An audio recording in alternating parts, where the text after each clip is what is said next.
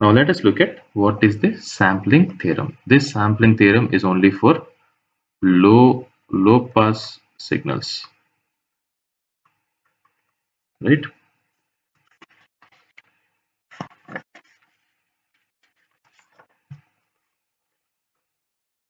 Right, only for the low pass signals. So what does the sampling theorem state? The sampling theorem state is generally given in two parts. It is generally given in two parts. The first part states that a band limited signal of finite energy which has no frequency component higher than FM Hertz is completely described by its sample values at uniform intervals less than or equal to 1 by 2 FM seconds apart. So what is a band limited signal? Suppose I have a signal, let us say a random signal. If the Fourier transform of that signal, if the Fourier transform of that signal is limited to a band, it is limited to a band that is outside this band, the Fourier transform is zero, right? If it is limited to a particular band of frequencies, and outside that band of frequencies, if the Fourier transform is zero, then I call my signal as band limited signal. Right? I call my signal as band limited signal.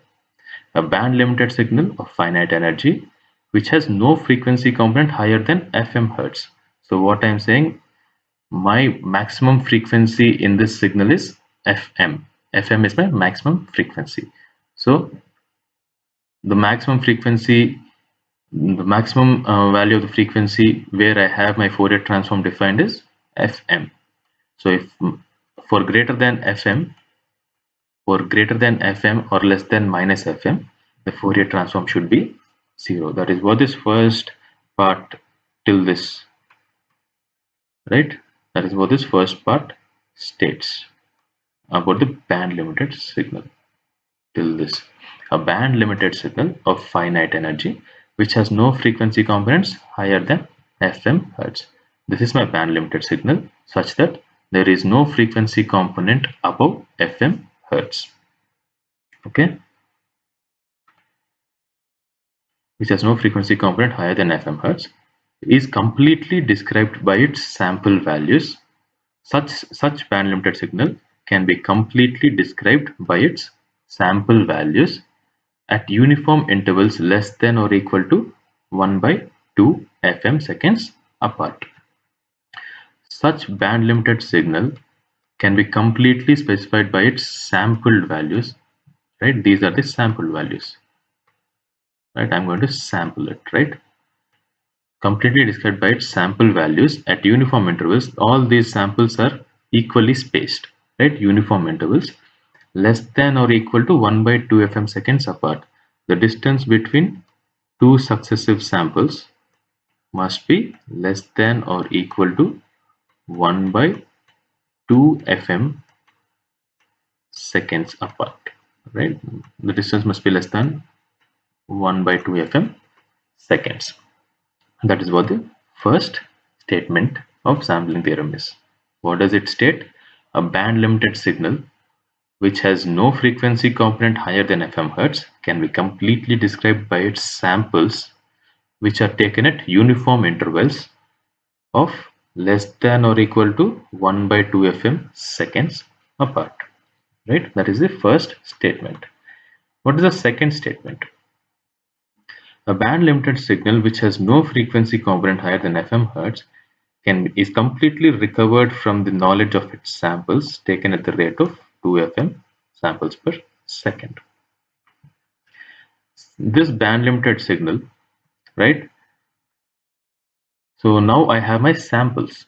I do not have my analog signal, right?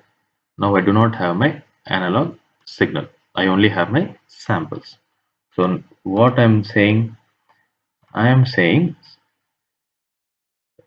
the band-limited signal which has no frequency component higher than FM Hertz is completely recovered from knowledge of its samples if the samples are taken at the rate of 2 FM samples per second.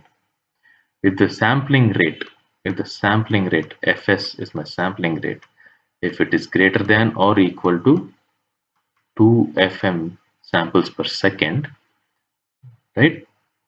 If there are at least 2 FM samples per second, then I am saying the band limited signal can be completely recovered from its samples. The first one is about sampling, right? How can I describe the band limited signal in terms of its samples? To describe the band limited signal completely in terms of its samples, what is the condition? That is the first. What is the condition? That is the first statement. The second statement is what is the condition for the sampling rate to recover the band limited signal from its samples. What is the condition? So this condition. So these two conditions are my two statements for the sampling theorem. Right? We look at the proof of sampling theorem. First, just consider this is my analog signal, and its corresponding Fourier transform. This is the Fourier transform, and this is my analog signal. So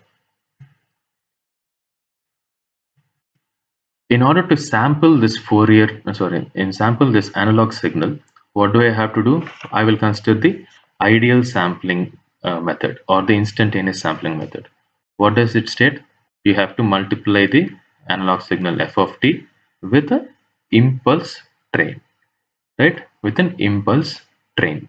I have to multiply. That is what instantaneous sampling states. Okay, this is my analog signal and this is my instantaneous, this is my impulse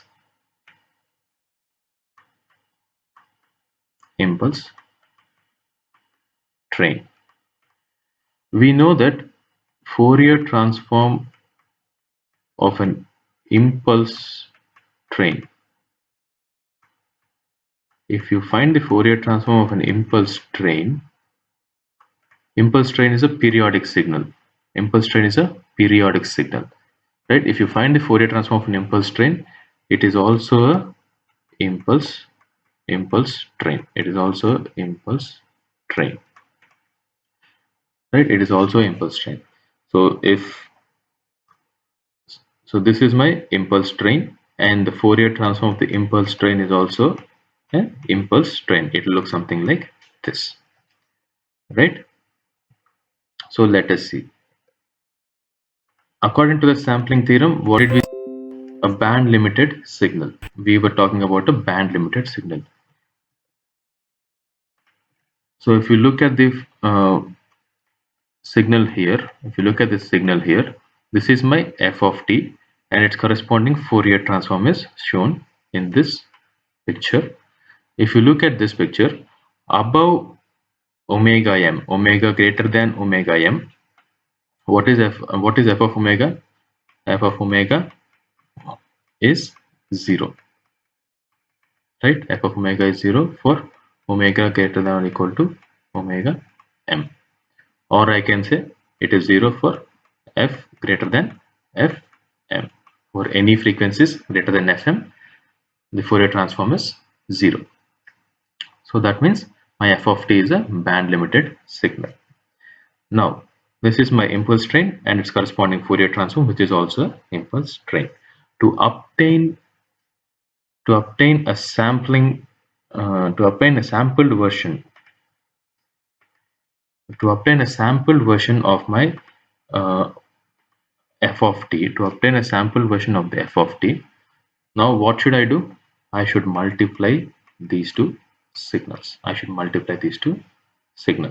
So the corresponding multiplication of these two signals will look like this, right? Very similar to this, right? So this is my original signal. I'm multiplying it with the corresponding impulses. So at this point I had an impulse, so I'm multiplying it with the amplitude of the analog signal. So I have an impulse with that amplitude, and I have a series of impulses with differing amplitudes. How are the amplitudes differing? with respect to analog signal. However, my analog signal is varying, the amplitudes are also varying. Now we have to find the Fourier transform of this. Fourier transform of this sampled signal. So a sampled version, I am calling it as fs of t. That is sampled version of f of t. Right? Fs of t. How did I obtain? I obtained it by multiplying f of t with delta ts of t. This is nothing but the impulse train. That is the impulse train. Now, the Fourier transform of a uniform train of impulse delta s of t is also a uniform train of impulses. It is given by omega s into delta omega s of omega. Right? Omega s into delta omega s of omega. How can I represent this? It is also a train of impulses. It continues on both sides. And what is the frequency here? Frequency of this impulses? Omega s, right? Omega s. And what is the amplitude? Amplitude is also omega s. Right? That is the Fourier transform of uniform train of impulses. According to multiplication theorem, if you remember the multiplication theorem of Fourier transform, what does it state? Multiplication of two time domain signals. What will happen to the Fourier transform? Fourier transform is nothing but convolution of individual Fourier transforms, right? Convolution of individual Fourier transforms, and I have a multiplicative factor of 1 by 2 pi, right? 1 by 2 pi. So that is, so what is f1 here? F1 is f of t, and f2 of t is nothing but delta ts of t. Now, multiplication in time domain. I'm multiplying these two signals in time domain. So what will be the Fourier transform of such signal? It will be 1 by 2 pi f1 of omega, which is nothing but Fourier transform of f of t. That is f of omega convolved with f2 of omega. That is Fourier transform of the impulse train, which is nothing but omega s delta omega s of omega. And in place of omega s, I can substitute 2 pi by ts. Right? In place of omega s, I can substitute 2 pi by ts. Here omega s is a constant, so I am getting it outside. So I can multiply this thing by 2 pi by ts. This 2 pi and 2 pi will get cancelled. So I'm left with 1 by ts. 1 by ts. F of omega convolved with delta omega s of omega. That is, each impulse passes across f of omega. It reproduces f of omega itself. So basically, what does this convolution look like? It looks like this. At each impulse, this f of omega will be reproduced. At each impulse, it will be reproduced. So at 0, it is reproduced. Again, at this point, it is reproduced, and again at this point, it is reproduced on both sides, right? So it is nothing but the f of omega is being reproduced. It's being convolved at each impulse. Since the impulses are spaced at the distance of omega s, right? The distance between the two impulses here, if you look, it is omega s. The convolution yields f of omega repeating every omega s radians per second. Right? So that is what we just discussed. At 0, I have a f of omega, and again at omega s, I have f of omega. Again at minus omega s, I have an f of omega. Right? That is what is shown here. f of omega will repeat periodically, right?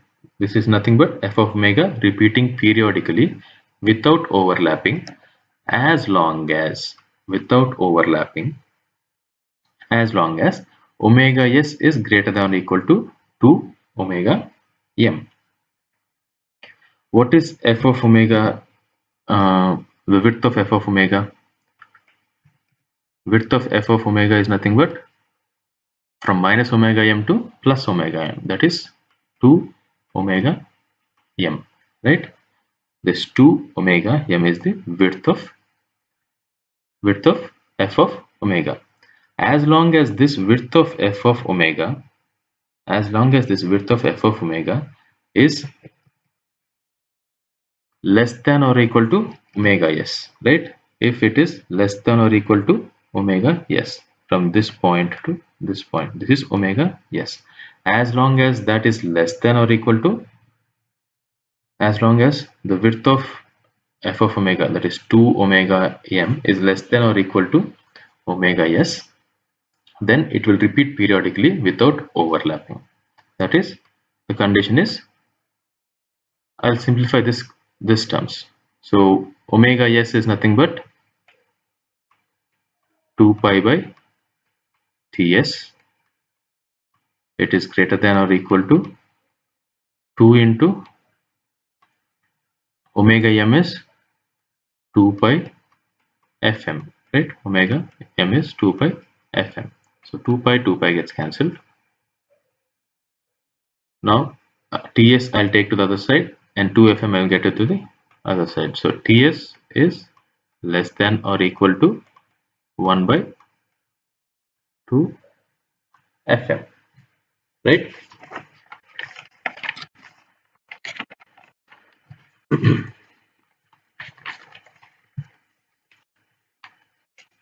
1 by 2 fm.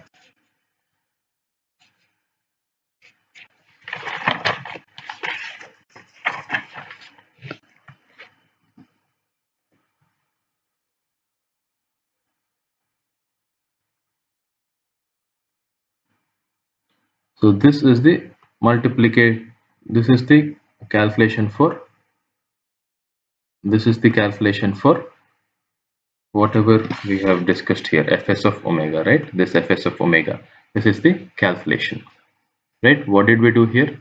Omega, the Fourier transform of the impulse train, I expanded it. How? The first impulse at 0, delta of omega. The next impulse at omega s, delta of omega minus omega s, and so on, right? It continues. There are multiple impulses on both the positive side as well as the negative side. This is for the positive side and this is for the negative side. So how am I writing it? I am writing it as summation of impulses from minus infinite to plus infinite, right? Summation of impulses from minus infinite to plus infinite, delta of omega minus n omega. Yes, this is the representation of Fourier transform of the impulse train. Now for this Fourier transform of the sampled version is nothing but 1 by ts into, here as we see here, 1 by ts into f of omega convolved with delta omega s of omega, right? 1 by ts, 1 by ts, in place of delta omega s of omega, I am substituting this formula. I am substituting this formula,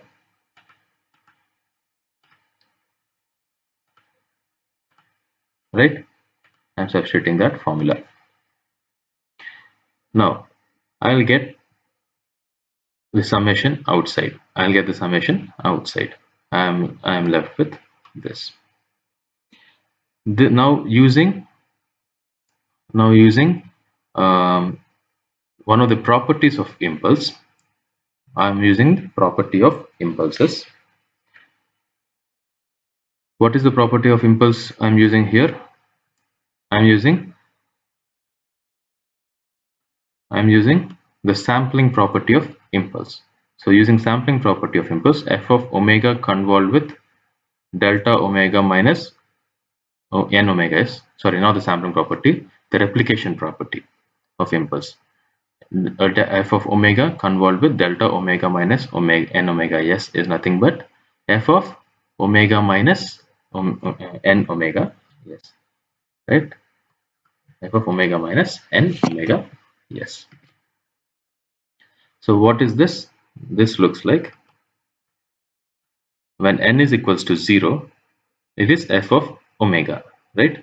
It is f of omega. This is my f of omega. When n is equals to 1, f of omega minus omega, yes, that is nothing but delayed f of omega. When n is equal to minus 1, it is f of omega plus omega, that is advanced version of f of omega.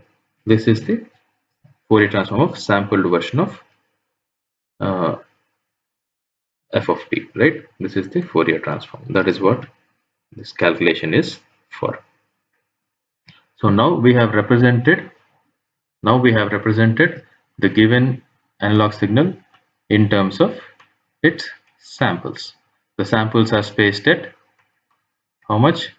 Ts is less than or equal to 1 by 2 fm seconds apart, right? Ts is less than or equal to 1 by 2 fm seconds apart. So this is the condition for f of omega to repeat periodically without any overlap, right? There is no overlap in the resultant fs of omega. Now recovering the original signal f of t from its samples. So let the signal f of t be sampled at a minimum required rate of sampling rate of 2 fm samples per second. This was the condition, right? In the second statement, it must be sampled at a minimum required rate of 2 fm samples per second. So now I'm assuming that sampling rate. So sampling rate is nothing but fs. So ts is nothing but 1 by fs, right? Time is nothing but 1 by frequency. So ts is 1 by fs. So 1 by 2 fm, 1 by 2 fm. So that implies omega s is nothing but twice omega m, right? Ts is 2 pi by omega s, that is equals to 1 by 2. Fm is nothing but omega m by 2 pi, omega m by 2 pi. So if you simplify this, we get omega s is equal to 2 fm. Now I will substitute this values in fs of omega. What is my fs of omega previously?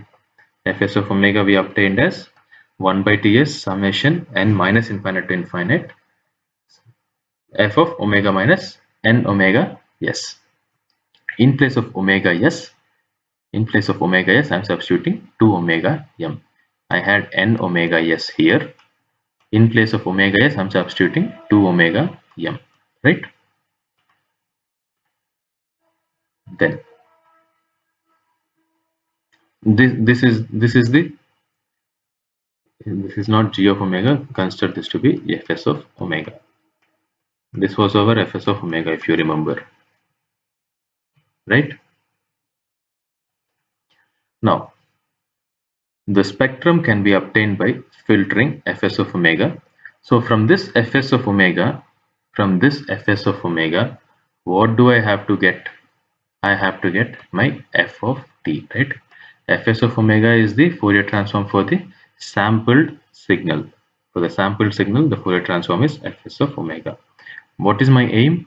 From the samples, I have to recover f of t. F of t is my original signal.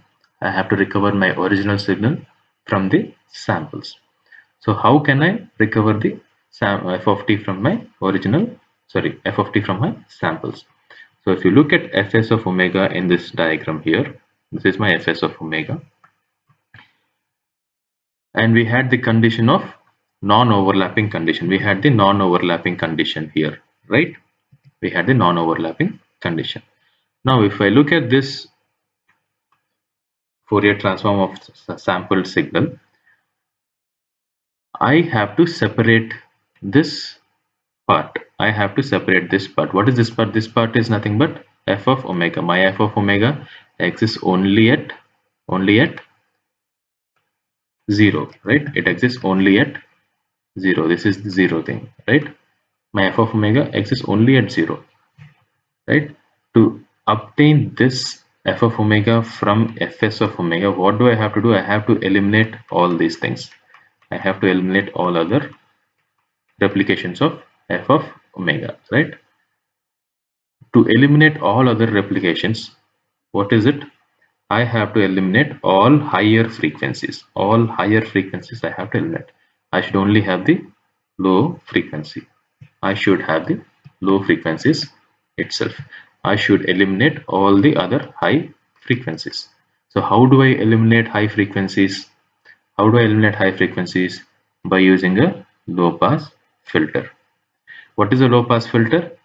It is a filter which only allows low frequencies to pass through it, and it rejects all the high frequencies, right? I will use a low pass filter to allow only this low frequencies here and reject all the high frequencies. Reject all the high frequencies. So this is my low pass filter I am considering.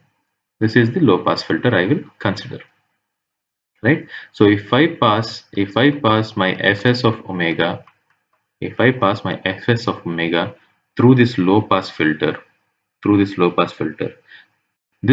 filter is going to allow only the frequencies from minus omega m to plus omega m. If any frequency is there which is greater than omega m or less than minus omega m, it is going to reject them. So here this omega s frequency will be rejected, and here this omega s frequency will be rejected. So I'll only have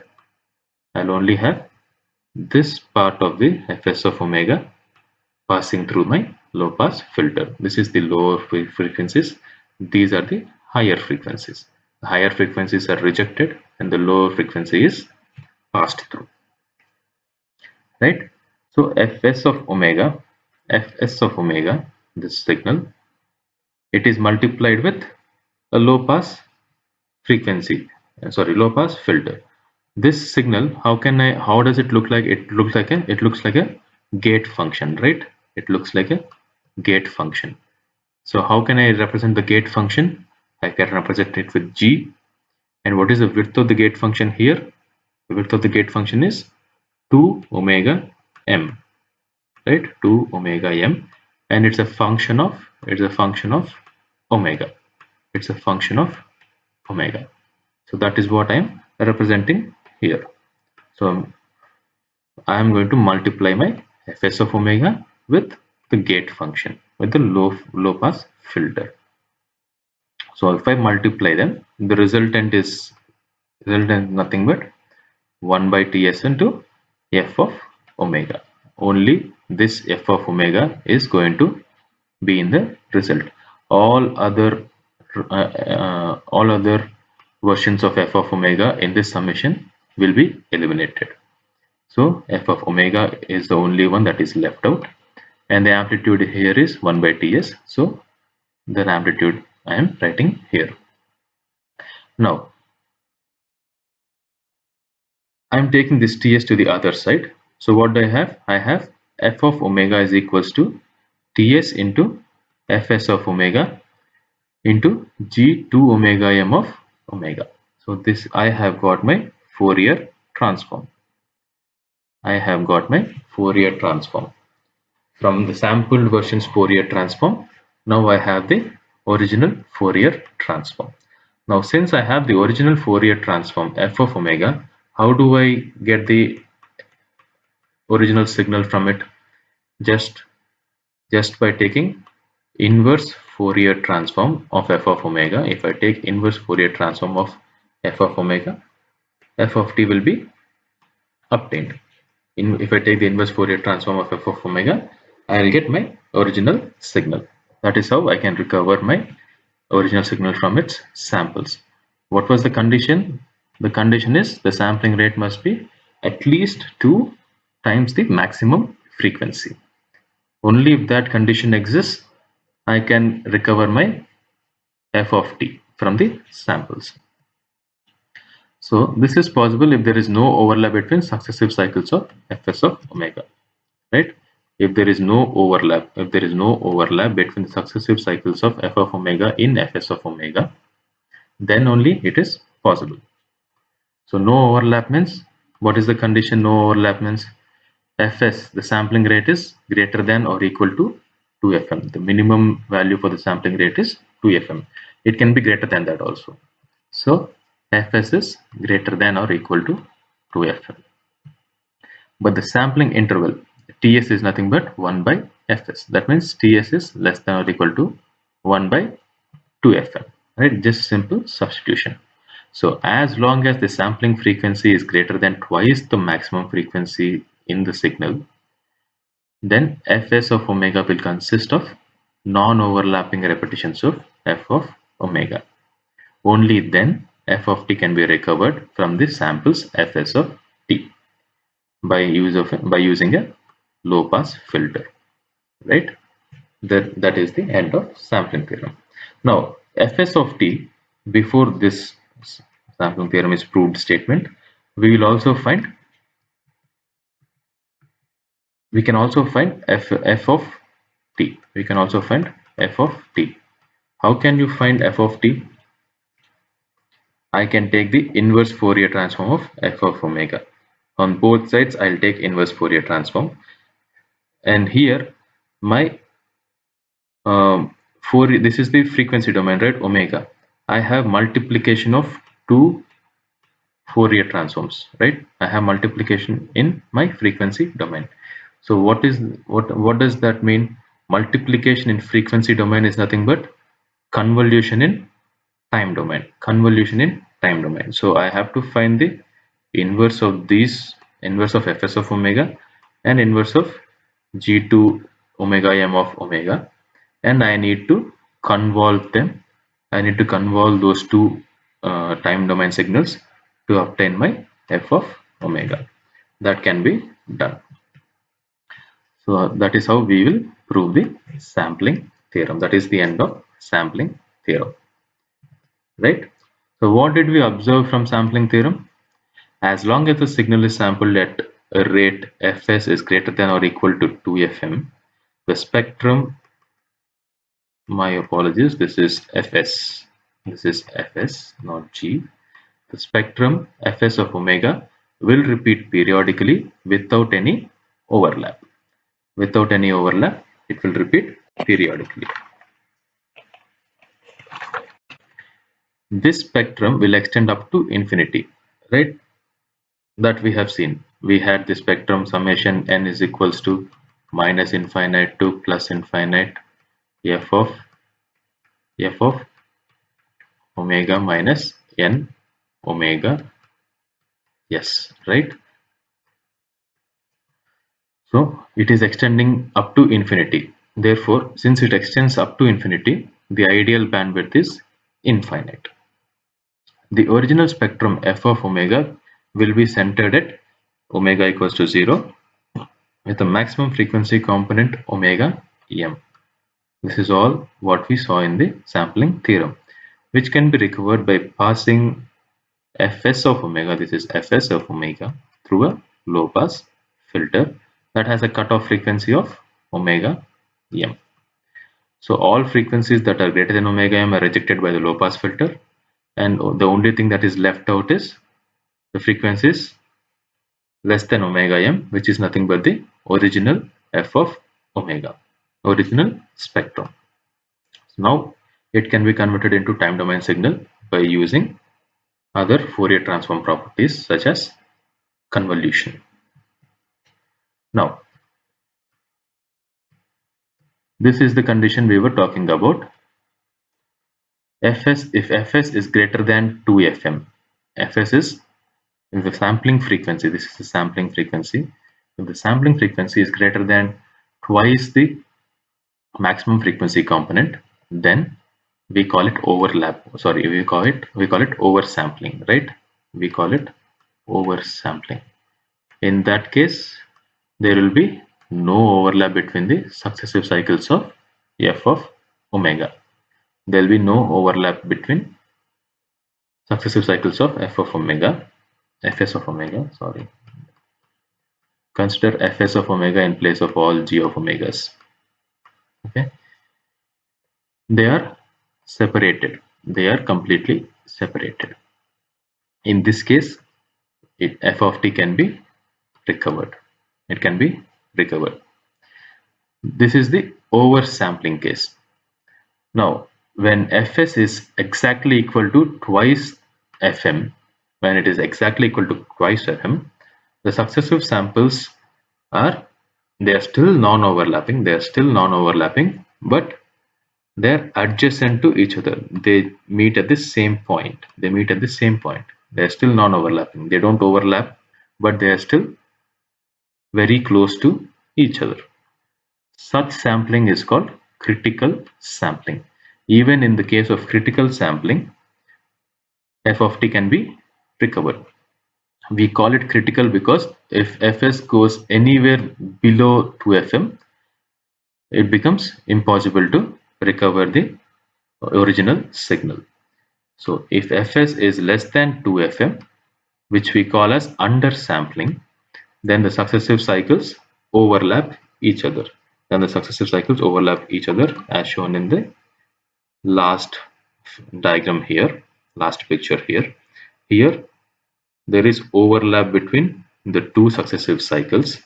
That is, when two successive cycles overlap, it is nothing but the information is lost or distorted. We call distortion. Distortion means loss, right? If the sampling rate is less than 2fm, then it results in loss of information, and it is extremely difficult to recover f of t. These are the three types of sampling based on the sampling frequency. Based on sampling frequency, three different types of sampling is there. So the first type is oversampling, the second one is critical sampling, the last one is undersampling. Oversampling means fs is greater than 2fm, critical fs is equal to 2fm, undersampling fs is less than 2fm. In case of undersampling, f of t cannot be recovered, but in the other two cases, oversampling and critical sampling, we can recover the original signal. Now, when fs is equals to 2fm, we call that as Nyquist rate. Nyquist rate. Nyquist rate is nothing but minimum sampling rate that is needed to recover the original signal from its samples. What is the minimum sampling rate that is required? Critical sampling rate. In this case, the samples are much higher. In this case, the samples are low. So the minimum sampling rate that is required to recover the signal from its samples. If you go anywhere below this minimum sampling rate, we will have distortion, right? They will overlap. This two successive cycles will overlap.